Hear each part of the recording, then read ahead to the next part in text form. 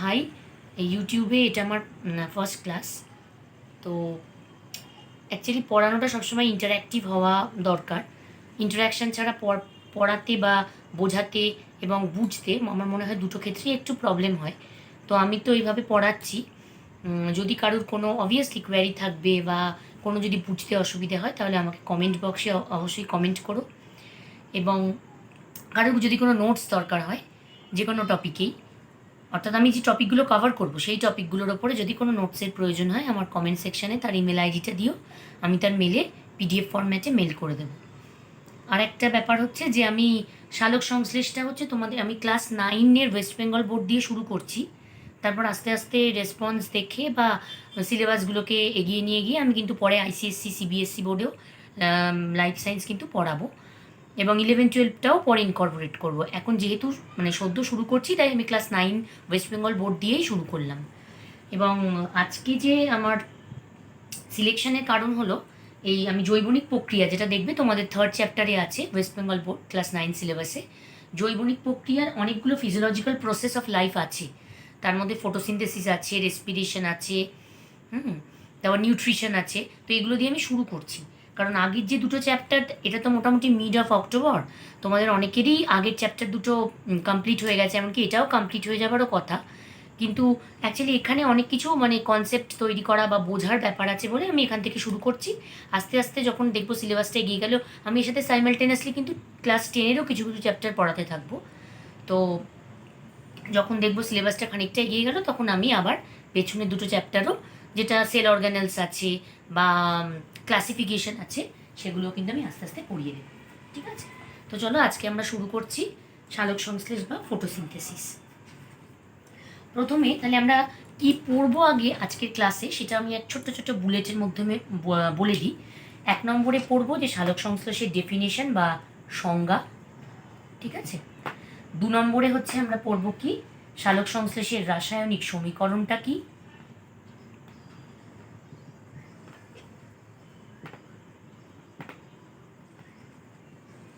ঠিক আছে?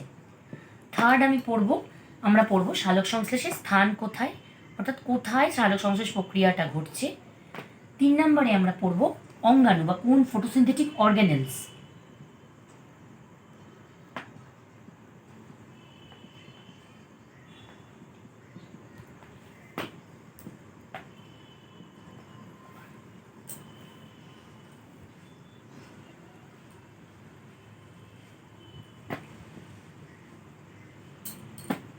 আর তারপর কী বলবো ফটোসিনথেসিসের উপাদানগুলো কী কী, এটা মেনলি আমরা আজকের ক্লাসে আলোচনা করব উপাদান অবধি।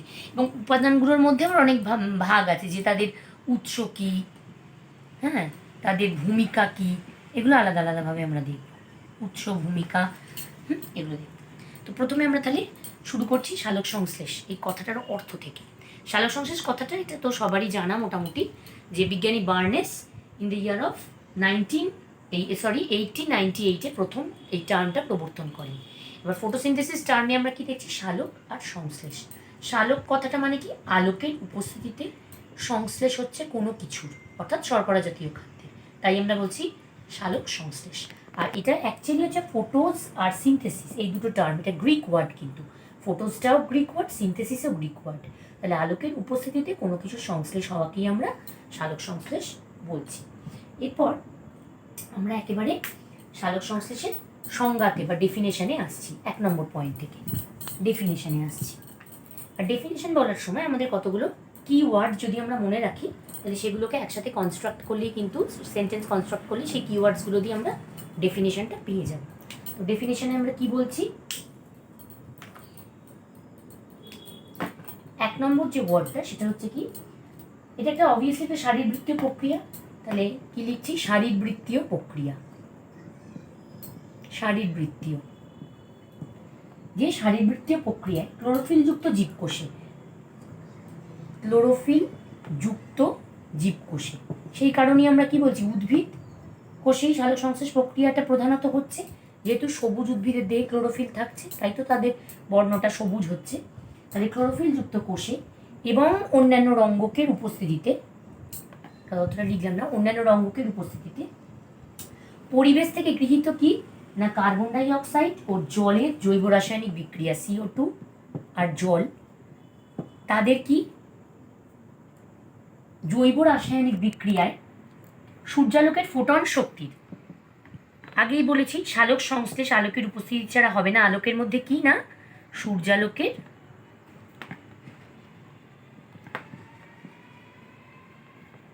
ফোটন শক্তি এর আবদ্ধকরণ ঘটবে।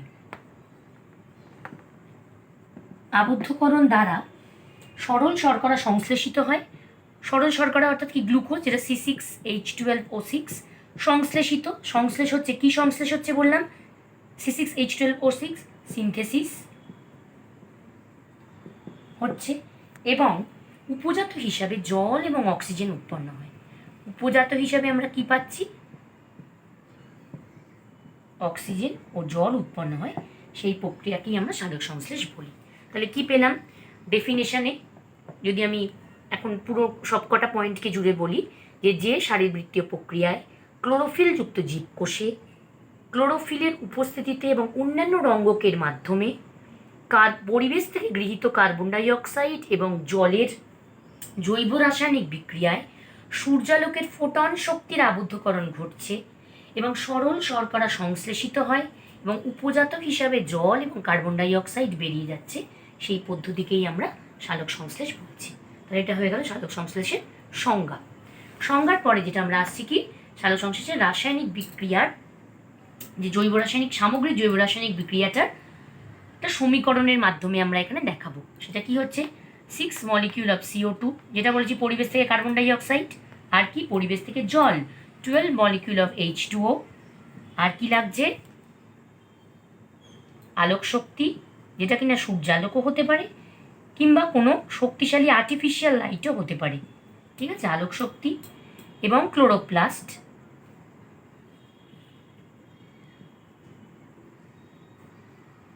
তার ফলে কি হচ্ছে? C6H12O6 প্লাস 6 উপজাত হিসেবে আমি কি বললাম? জল, অক্সিজেন আর জল, তাহলে 6 molecule of O2 plus 6 molecule of water. এটাই হয়ে গেল সালোক সংশ্লেষের জৈব রাসায়নিক সমীকরণ। ঠিক আছে, তাহলে 6 অণু কার্বন ডাই অক্সাইডের সঙ্গে 12 অণু জলের বিক্রিয়ায় আলোক শক্তি এবং ক্লোরোপ্লাস্টের উপস্থিতিতে শর্করা জাতীয় খাদ্য উৎপন্ন হচ্ছে, সরল শর্করা গ্লুকোজ এবং উপজাত রূপে অক্সিজেন ও জল উৎপন্ন হচ্ছে সালোক সংশ্লেষ প্রক্রিয়ার মাধ্যমে। এরপর স্থান বা সাইট অফ ফটোসিনথেসিস, মানে কোথায় সালোক সংশ্লেষ প্রক্রিয়াটা হবে। তাহলে যে বুলেটসগুলো আমি পড়াচ্ছিলাম তার মধ্যে কিন্তু দুটোকে আমি কভার করলাম, একটা হচ্ছে ডেফিনিশন আর একটা হচ্ছে জৈব রাসায়নিক সমীকরণ। নেক্সট আমরা আসছি কি, সালোক সংশ্লেষের স্থান বা সাইট অফ ফটোসিনথেসিস। সালোক সংশ্লেষের স্থান কোথায় হবে? সালোক সংশ্লেষ প্রক্রিয়াটা প্রধানত সবুজ বর্ণের যে কোনো ক্লোরোফিল রঙ্গযুক্ত জীবকোষে সালোক সংশ্লেষ ঘটবে। আচ্ছা, তাহলে বলছিলাম কি, যেহেতু উদ্ভিদ কোষেই প্রধানত ক্লোরোফিল থাকে, তাই সালোক সংশ্লেষ কিন্তু মূলত উদ্ভিদ কোষেই হচ্ছে। উন্নত উদ্ভিদ কোষের ক্লোরোফিল আমরা কি দেখি, গাছের পাতাই সবুজ, তাই গাছের পাতাতেই ম্যাক্সিমাম সালোক সংশ্লেষটা হবে। এবং পাতার কোথায় না, মেসোফিল কলায়। কোথায়? পাতার মধ্যে মেসোফিল কলায়, মেসোফিল কলায় সালোক সংশ্লেষের প্রধান স্থান পাতার মেসোফিল কলা। এবং এখানে ক্লোরোফিলটা ম্যাক্সিমাম থাকছে, তাই সালোক সংশ্লেষটা হচ্ছে। এই মেসোফিল কলা আবার দু রকমের, একটা হচ্ছে প্যালিসেড প্যারেনকাইমা আর একটা হচ্ছে স্পঞ্জি প্যারেনকাইমা। তো যদি আমরা জাস্ট একটা ছোট করে স্কিম্যাটিক রিপ্রেজেন্টেশন দেখাই বা একটা ছোট করে ছবি এঁকেই দেখাচ্ছি, এখানে এই লেয়ারটাকে আমরা বলছি কিউটিকল, থাকছে উদ্ভিদের পাতার উপরিত্বকে, তারপরে থাকছে কি ঊর্ধ্ব বহিস্তক অর্থাৎ আপার এপিডার্মিস, যেটাকে আমরা বলছি।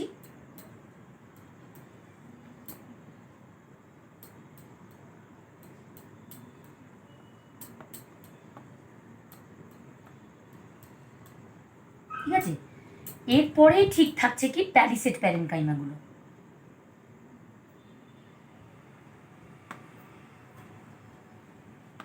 পুরোটা আঁকছি না, জাস্ট বোঝানোর জন্য একটু। এগুলো গেল প্যালিসেড প্যারেনকাইমা, যেটা লম্বাটে আকৃতির, আর তার নিচে থাকছে কি, অন্য কালার ইউজ করে, তার নিচে থাকছে কি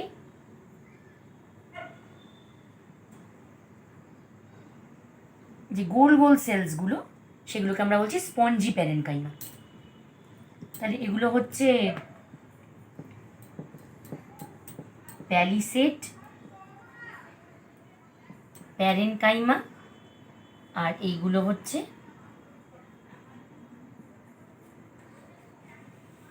স্পঞ্জি প্যারেনকাইমা। এইগুলোকে একসাথে আমরা কি বলছি, মেসোফিল কলা বলছি। তো যাই হোক, যেটা আমরা যদি দেখি যে বিষমপৃষ্ঠ পাতা, সেক্ষেত্রে কিন্তু মেসোফিল কলার যে প্যালিসেড আর স্পঞ্জি কোষ সালোক সংশ্লেষ হবে। তবে এই দুই ধরনের প্যারেনকাইমার মধ্যে পাতার উপরিতল সংলগ্ন এই যে প্যালিসেড সেল, এখানে কিন্তু ক্লোরোপ্লাস্টের সংখ্যা বেশি থাকছে বলে এখানে তুলনামূলকভাবে সালোক সংশ্লেষের হারটা বেশি, এবং মানে স্পঞ্জি প্যারেনকাইমার তুলনায়। কিন্তু সমাঙ্গপৃষ্ঠ পাতায় আমরা কি দেখব, যে শুধুমাত্রই স্পঞ্জি প্যারেনকাইমা থাকছে। তাই সমাঙ্গপৃষ্ঠ পাতায় স্পঞ্জি প্যারেনকাইমাতেই কিন্তু সালোক সংশ্লেষ প্রক্রিয়াটা সম্পন্ন হয়ে থাকছে। তাছাড়াও এটা তো আমরা পাতায় বললাম, পাতা ছাড়াও যে কোনো ধরো সবুজ যে কাণ্ড, অর্থাৎ লাউ, ফণি, মনসা আমরা যে দেখি, যেখানে ক্লোরোফিল থাকছে সেখানেই হচ্ছে। তাছাড়া গুলঞ্চের যে আত্তীকরণ মূল বা অর্কিডের সবুজ বায়বীয় মূল, এই জায়গাগুলোতেও কিন্তু সালোক সংশ্লেষ প্রক্রিয়া ঘটে। উদ্ভিদ ছাড়াও ইউগ্লিনা, ক্রাইস্যামিবা, রোডোসিউডোমোনাস, এগুলো সব প্রোটিস্টা। যেহেতু তাদের মধ্যে ক্লোরোফিল কন্টেন্ট আছে, তাই তারাও কিন্তু ফটোসিনথেসিস প্রক্রিয়াটা সম্পন্ন করতে পারছে। এরপর আমরা তাহলে এটা কি হলো, সালোক সংশ্লেষের স্থানটা। এবার এই যে স্থান, আমি যে বললাম ক্লোরোপ্লাস্টের মধ্যে ঘটছে, এবং ক্লোরোপ্লাস্টের অংশটার কোন অংশে কোন বিক্রিয়া ঘটছে এবং কিভাবে হচ্ছে, সেটা একটু আমরা দেখবো কিসে না, ফটোসিনথেটিক অর্গ্যানেলির মধ্যে এসে। অর্থাৎ ক্লোরোপ্লাস্টিড বা ক্লোরোপ্লাস্টের কোন কোন জায়গাতে কি কি বিক্রিয়াটা ঘটছে। তাহলে আমরা এবার কি আসছি, যে সালোক সংশ্লেষের অঙ্গাণু।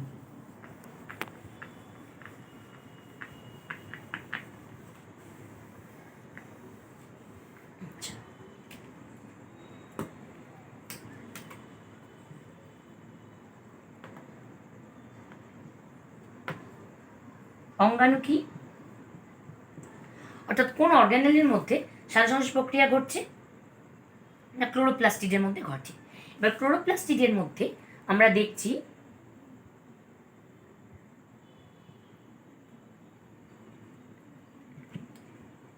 যদি ক্লোরোপ্লাস্টের ছবিটা আঁকি,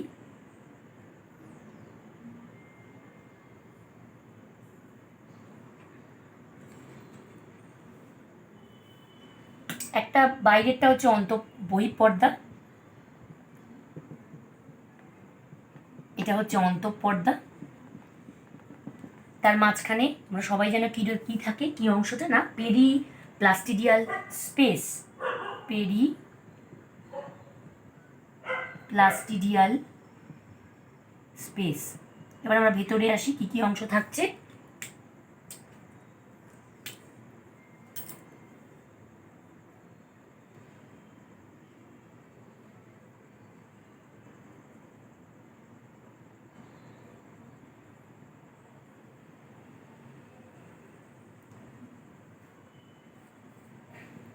এই পুরো স্ট্যাকটাকে আমরা কি বলি, থাইলাকয়েড বলি।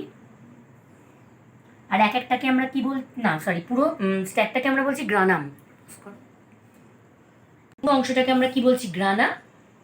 এবং এই গ্রানার মধ্যে যে এক একটা পার্ট, সেটাকে কি বলছি আমরা, থাইলাকয়েড।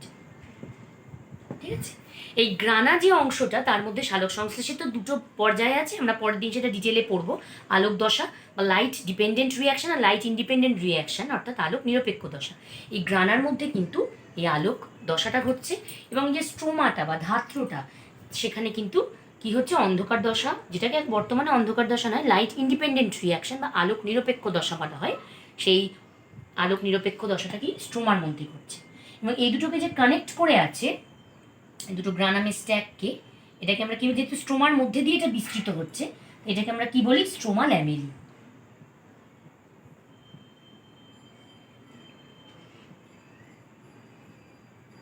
স্ট্রোমা ল্যামেলি বলা হচ্ছে। ঠিক আছে, তাহলে এটা হয়ে গেল সালোক সংশ্লেষের অঙ্গাণু।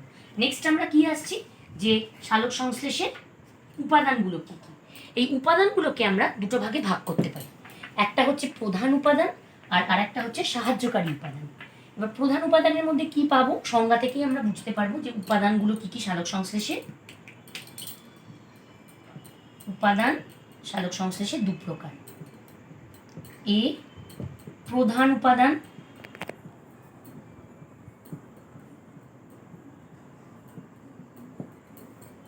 যার মধ্যে হচ্ছে জল, কার্বন ডাই অক্সাইড, সূর্যালোক আর ক্লোরোফিল, ক্যারোটিনয়েড। তাহলে কি কি হচ্ছে প্রধান উপাদানের মধ্যে? জল, কার্বন ডাই অক্সাইড, সূর্যালোক আর ক্লোরোফিল আর ক্যারোটিনয়েড। অর্থাৎ ওই যে বলেছিলাম অন্যান্য রঙ্গক পদার্থ, সেই অন্যান্য রঙ্গকের মধ্যে কিন্তু ক্যারোটিনয়েডটা পড়ছে। টিচারে পরে আসছি, এটা প্রধান উপাদান। আর বিতে আমরা কি বলছি না সাহায্যকারী উপাদান, যার মধ্যে রয়েছে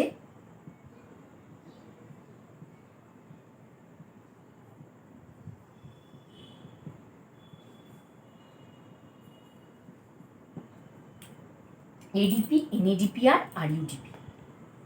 এডিপি, এনএডিপি এবং আরইউবিপি। এর ফুল ফর্মগুলো পাশে লিখে দিই। এটা হচ্ছে অ্যাডিনোসিন ডাইফসফেট,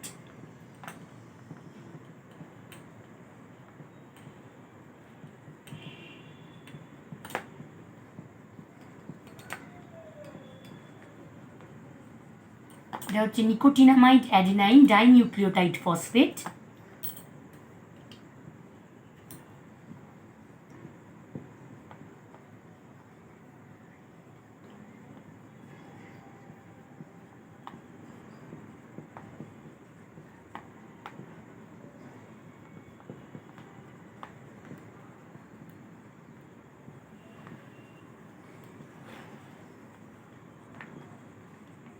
আর লাস্টে হচ্ছে যেটা বললাম আরইউবিপি, অর্থাৎ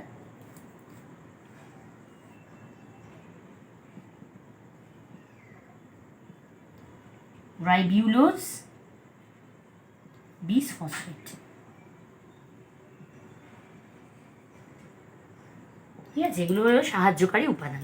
এবার আস্তে আস্তে আমরা দেখছি যে প্রধান উপাদানগুলোর মধ্যে জল, সূর্যালোক, ক্লোরোফিল বা অক্সিজেনের, এই কার্বন ডাই অক্সাইডের উৎস কী, তাদের ভূমিকা কী। তো কার্বন ডাই অক্সাইডের ক্ষেত্রে একটা অত্যাবশ্যকীয় উপাদান। তো স্থলজ উদ্ভিদ কার্বন ডাই অক্সাইডটা কোত্থেকে সংগ্রহ করবে? প্রথমে শুরু করছি প্রধান উপাদান দিয়ে।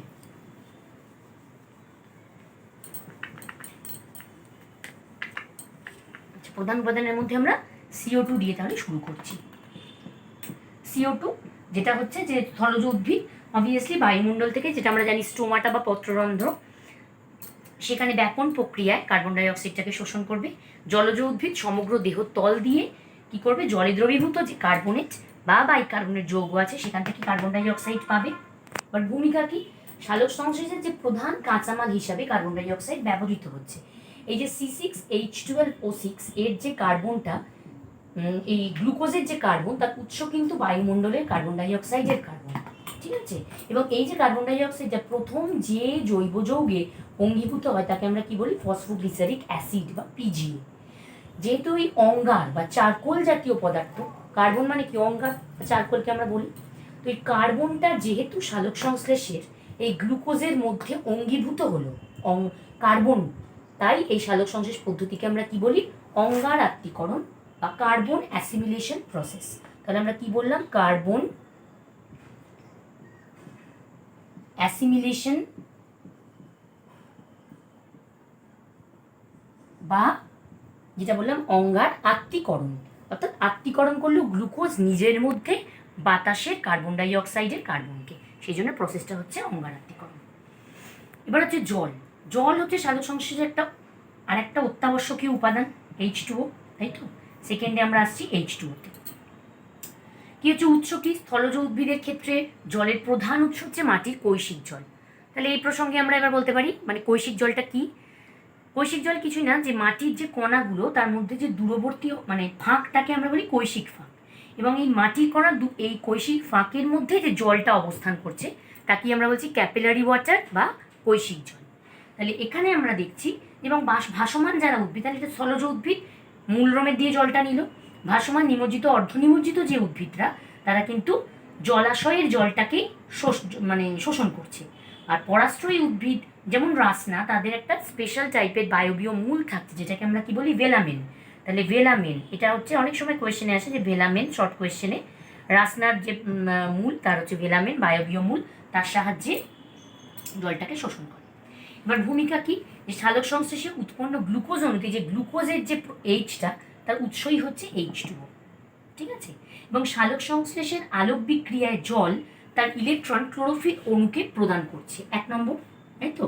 এবং সালোক সংশ্লেষ পদ্ধতিতে যে উপজাত রূপে, তাহলে এই যে H2Oটা হচ্ছে, H2O কি হয়, ফটোলাইসিস হয়, যেটা আমরা ডিটেলে পরে আলোক দশায় দেখব। এই যে ফটোলাইসিসের মাধ্যমে যে OH মাইনাসটা, এটা ইলেকট্রনটা ত্যাগ করে OH মূলকে পরিণত হয়, OH মূলক হয়ে গেল। এবং এই 4টে OH মূলক থেকে কিন্তু কি দেখছি, 2 মলিকিউল অফ H2O আর এই অক্সিজেন তৈরি হচ্ছে, অর্থাৎ অক্সিজেনটা বেরিয়ে যাচ্ছে উপজাত রূপে। তাহলে অক্সিজেনের উৎসও কিন্তু দেখলাম জল, এবং গ্লুকোজের যে H, তার উৎসও হচ্ছে জল, ঠিক আছে। এই দুটো। আর একটা কি দেখছি, যে আলোক নিরপেক্ষ দশায় আমরা যখন দেখবো যে কার্বন ডাই অক্সাইডটা বিজারিত হয় NADPH এর জারণ প্রক্রিয়ার মাধ্যমে, তখনও কিন্তু প্রয়োজনীয় যে H+, সেটা কিন্তু এই জলের আর্দ্র বিশ্লেষণ বা ফটোলাইসিস বা আলোক বিশ্লেষণ, তার যে H+টা তৈরি হয়েছে, সেই H+টাই দিচ্ছে। তাই এটা এগুলো হয়ে গেল জলের ভূমিকা। নেক্সট আমরা কি আসছি, সূর্যালোক। আর একটা অত্যন্ত গুরুত্বপূর্ণ উপাদান, সেটা হচ্ছে সূর্যালোক। তাহলে এবার আমরা দেখছি কি, আর একটা সালোক সংশ্লেষের প্রধান উপাদান যেটা, সেটা হচ্ছে কি সূর্যালোক। সূর্যালোকের ক্ষেত্রে কয়েকটা কথা আমরা বলি, যে মহাকাশ থেকে যে পৃথিবী পৃষ্ঠে যে তরঙ্গ দৈর্ঘ্যটা এসে পৌঁছয়, তার একটা হচ্ছে দৃশ্যমান আলো বা ভিজিবল লাইট। দৃশ্যমান আলো ছাড়াও কি কি রয়েছে না, কসমিক রে আছে, কি কি অংশগুলো থাকে যেগুলো পৃথিবী পৃষ্ঠে আসছে, কসমিক রে। তারপর থাকে কি, পরপর আমরা যদি কয়েকটা দেখি, গামা রে থাকে, গামা রে। তারপরে থাকে এক্স রে, ইউভি রে। তারপর থাকছে ভিজিবল লাইট, অর্থাৎ ভিজিবল লাইট বা দৃশ্যমান আলোক, ঠিক আছে। এই যে দৃশ্যমান আলোক, তার তরঙ্গ দৈর্ঘ্যটা কত না, 400 থেকে 700 ন্যানোমিটার। দৃশ্যমান আলোকে 400 থেকে 700 ন্যানোমিটার বা NM, এইটাই কিন্তু সালোক সংশ্লেষ প্রক্রিয়ায় ব্যবহৃত হচ্ছে। দৃশ্যমান আলো প্রকৃতপক্ষে কি না, কতগুলো ক্ষুদ্র শক্তিপূর্ণ কণা দিয়ে তৈরি। তাহলে কি দেখছি, যে দৃশ্যমান আলোকের যে ক্ষুদ্র শক্তিপূর্ণ কণা, দৃশ্যমান আলোর যে কণা, সেগুলো কি নামে পরিচিত, আলোর কণাকে আমরা কি বলছি, যে ফোটন কণা। দৃশ্যমান আলোর অংশটাকে আমরা বলি ফোটন কণা। সালোক সংশ্লেষ প্রক্রিয়ার জন্য কিন্তু ফোটন কণাটাই ব্যবহৃত হবে। এই প্রসঙ্গে আমাদের দুটো আর কি ধারণা আমরা দিচ্ছি, যে কার্যবর্ণালীটা কি আর শোষণ বর্ণালীটা কি, অর্থাৎ অ্যাকশন স্পেকট্রাম আর অ্যাবজর্পশন স্পেকট্রাম। তো কি, যে আমরা দেখি বর্ণালী বীক্ষণ যন্ত্রের মধ্য দিয়ে আমরা যদি আলোকটাকে পাস করাই, তাহলে দেখব ক্লোরোফিল এ এবং ক্লোরোফিল বি বর্ণালী নীল, বেগুনি আর লাল অংশটাকে কিন্তু অধিক শোষণ করছে। এবং আলোক বর্ণালীর পৃথক পৃথক তরঙ্গ দৈর্ঘ্যের আলোক প্রয়োগ করে কোনটাতে, অর্থাৎ কি ক্লোরোফিল এ এবং এই যে পিকটা এখানে দেখো যেটা আমি এঁকেছি, সেটা এদিকে আমি কি দেখাচ্ছি, যে ক্লোরোফিল দ্বারা আলোক শোষণ, আর এদিকে যে রোটা, সেটা হচ্ছে কি আলোক তরঙ্গ দৈর্ঘ্য, আলোক ওয়েভলেন্থ, ছোট করে লিখতে চাইছিলাম, তরঙ্গ দৈর্ঘ্য, ঠিক আছে। ক্লোরোফিল এ শোষণ করছে এই পিকটা, ক্লোরোফিল এ, আর এটাকে শোষণ করছে। এবং এই যে ডটেড অংশটা, এই জায়গাটাকে আমি বলছি কি সালোক সংশ্লেষের হার বা রেট অফ ফটোসিনথেসিস, হার বলা হচ্ছে এই অংশটাকে, ঠিক আছে। তাহলে সালোক সংশ্লেষের প্রতিটি রঙ্গ একটি নির্দিষ্ট দৈর্ঘ্যের আলো বেশি শোষণ করে। এই শোষিত বর্ণালীটি একেই আমরা কি বলি, শোষণ বর্ণালী। যেমন ক্লোরোফিল এ এবং ক্লোরোফিল বি যে অংশটা বর্ণালী শোষণ করছে, সেগুলো কি বেগুনি, নীল আর কমলা লাল, ঠিক আছে। তাকে আমরা বললাম অ্যাবজর্পশন স্পেকট্রাম, অর্থাৎ যে অংশটাকে শোষণ করলো। আর অ্যাকশন স্পেকট্রাম কি বা কার্যবর্ণালী কি না, পাতায় শোষিত যে আলোকরশ্মি যে তরঙ্গ দৈর্ঘ্যের আলোতে সালোক সংশ্লেষের হারটা সবচেয়ে, তাহলে এই পিকে সালোক সংশ্লেষের হার বেশি, এই পিকে সালোক সংশ্লেষের হার বেশি, অর্থাৎ যে শোষিত আলোতে সালোক সংশ্লেষের হার সবচেয়ে বেশি হয়, তাকেই আমরা সালোক সংশ্লেষীয় কার্যবর্ণালী বলি। দেখা গেছে কি, যে ক্লোরোফিল এ এর ক্ষেত্রে এবং ক্লোরোফিল বি এর ক্ষেত্রে বেগুনি নীল আর কমলা লাল এই দুটো অংশেই কিন্তু সালোক সংশ্লেষের হার সবচেয়ে বেশি হয়। তাহলে বোঝা গেছে অ্যাকশন অ্যাবজর্পশন স্পেকট্রাম হলো যে ক্লোরোফিল এ বা ক্লোরোফিল বি আলোক বর্ণালীর বা ভিজিবল তরঙ্গ দৈর্ঘ্যের যে অংশটাকে শোষণ করছে, এবং এই শোষিত অংশের মধ্যে যেখানে সালোক সংশ্লেষের হার সবচেয়ে বেশি সেটাকে আমরা কি বলছি, কার্যবর্ণালী। ঠিক আছে, এবার নেক্সট আমরা কি আসছি, এবার ভূমিকা আর কি বলবো নতুন করে। এই যে দৃশ্যমান আলোকের যে কণা, যেটা ফোটন কণা, সেটাই কি করছে, সালোক সংশ্লেষ প্রক্রিয়ায় প্রধান উৎস, এবং এই ফোটন কণাটাই কিন্তু ফটোফসফোরাইলেশন দ্বারা এটিপি অণুর মধ্যে আবদ্ধ হচ্ছে, অর্থাৎ এডিপি এবং পিআই উচ্চ শক্তি সম্পন্ন ফোটন কণার মাধ্যমে যুক্ত হয়ে এটিপি উৎপন্ন করছে, এবং জল ও কার্বন ডাই অক্সাইড থেকে শর্করা উৎপাদনের জন্য যে প্রয়োজনীয় শক্তি সেটাও কিন্তু যোগান দিচ্ছে এই সূর্যালোকে। তাহলে সূর্যালোকটা বোঝা গেল। নেক্সট আমাদের যে লাস্ট পয়েন্টটা সেটা হচ্ছে ক্লোরোফিল বা ক্যারোটিনয়েড। ঠিক আছে, এবার আমরা তার মানে কি আসছি, ক্লোরোফিল বা মানে রঙ্গক পদার্থগুলো, অর্থাৎ ক্লোরোফিল ও ক্যারোটিনয়েড।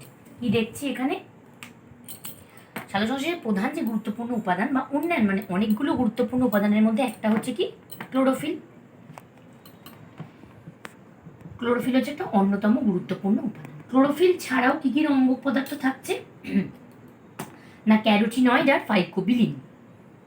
ক্যারোটিনয়েড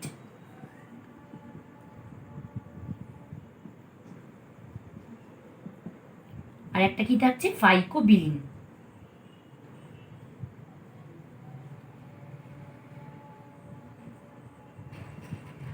ঠিক আছে, ক্যারোটিনয়েড বা ক্লোরোফিলের মধ্যে আমরা 5 রকমের ক্লোরোফিল পাই, chlorophyll A B C D E, কিন্তু উন্নত উদ্ভিদ ও শৈবালে সাধারণভাবে আমরা ক্লোরোফিল এ আর ক্লোরোফিল বি পাই। এবং ক্লোরোফিল এ আর বি এর আমি যদি রাসায়নিক সংকেতটা দেখি, সেটা কি সি কি থাকে, কার্বন হাইড্রোজেন অক্সিজেন নাইট্রোজেন আর ম্যাগনেসিয়াম, কিভাবে থাকছে।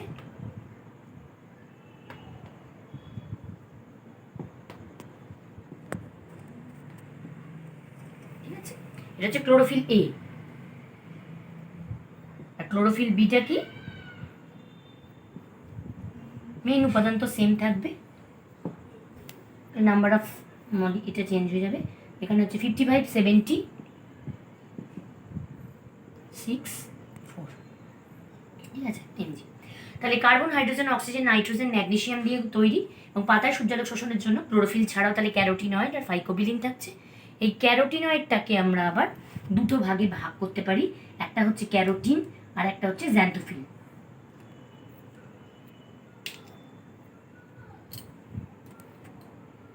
দুটো ভাগে এটা ভাগ করতে পারি, ক্যারোটিন আর জ্যান্থোফিল।